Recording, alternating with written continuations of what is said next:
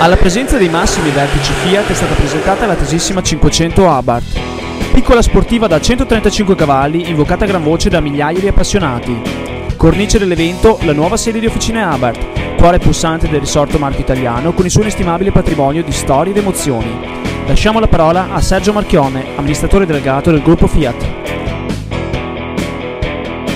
La storia dell'Abarth di recente della Fiat è cominciata la domenica pomeriggio nel mio ufficio in cui Luca e un paio dei suoi colleghi sono venuti a trovarmi a vendermi l'idea di far ripartire questo marchio che ormai non è più illusione.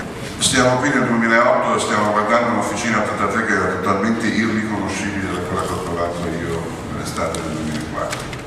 Questo era un vecchio stabilimento della meccanica della Fiat ed era, io lo chiamo un disastro industriale, perché era veramente abbandonata ed era stata trattata veramente male.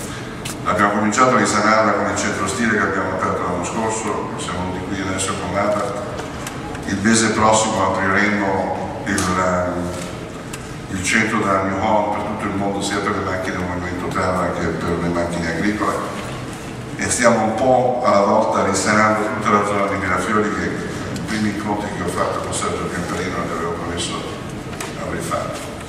Sono passati 4 anni in una realtà completamente diversa da quella che avevamo per le mani. Allora sono veramente contento che questi ragazzi hanno fatto questo grandissimo lavoro negli scorsi 12 mesi per far ripartire il marchio Abarth.